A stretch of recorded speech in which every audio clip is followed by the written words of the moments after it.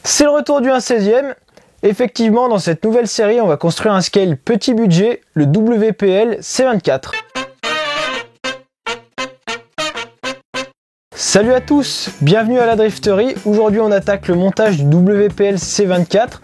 Ça fera l'objet d'une nouvelle série dont les épisodes sortiront certains jeudis. Le kit est un châssis scale 1/16e. Le scale c'est une discipline où on essaye de faire du franchisement de façon le plus réaliste possible. Le WPL C24 est disponible en deux versions. La version RTR et la version kit qu'on aura dans cette vidéo.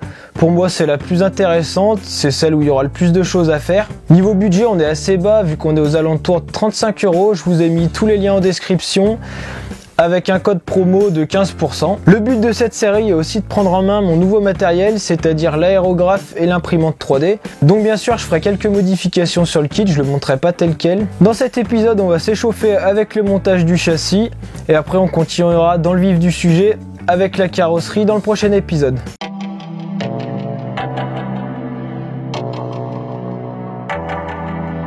Pour commencer, j'ouvre le paquet afin de découvrir les différents sachets. Les sachets ont l'air bien triés, ce qui facilitera grandement le montage. Je prends ensuite connaissance des instructions qui sont rédigées en chinois et en anglais. Cependant, les instructions seront suffisantes pour réaliser le montage sans encombre. L'ordre de montage n'est pas précisé, je choisis de commencer par les deux arbres de transmission. La qualité du moulage n'est pas parfaite. Les pièces mériteraient un peu de ponçage et de peinture pour une finition parfaite. Faute de temps pour l'instant, je choisis d'assembler les pièces brutes. Cependant, le montage se fait assez facilement.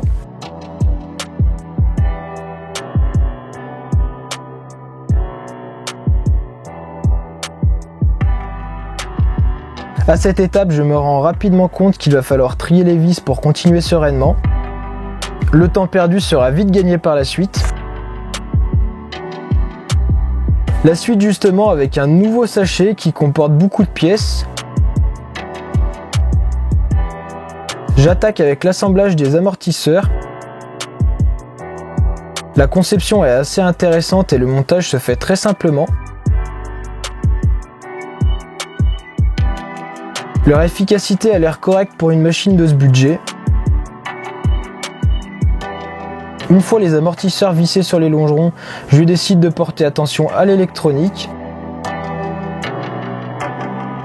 Seuls le cerveau et le moteur sont compris dans le kit. Si le cerveau est déjà câblé, ce n'est pas le cas du moteur qui nécessitera deux petites soudures. Je monte ensuite les composants dans leur boîte en faisant attention de bien centrer l'arbre du cerveau. Une fois cette étape réalisée, je peux visser le tout sur les longerons.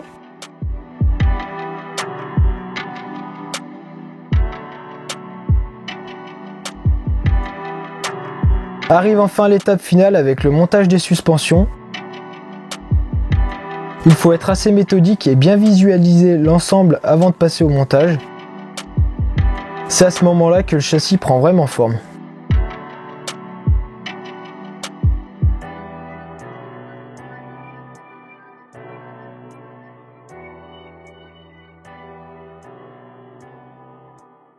Voilà, on en a fini avec le châssis aujourd'hui. La prochaine fois, j'attaquerai la carrosserie. Je vais essayer de faire une peinture assez sympa. Si la vidéo vous a plu, mettez un pouce vers le haut. Si vous avez des remarques à faire ou n'importe quoi, mettez-le dans les commentaires. Et si vous voulez voir mes prochaines vidéos, abonnez-vous. Moi, je vous dis à dimanche. Salut!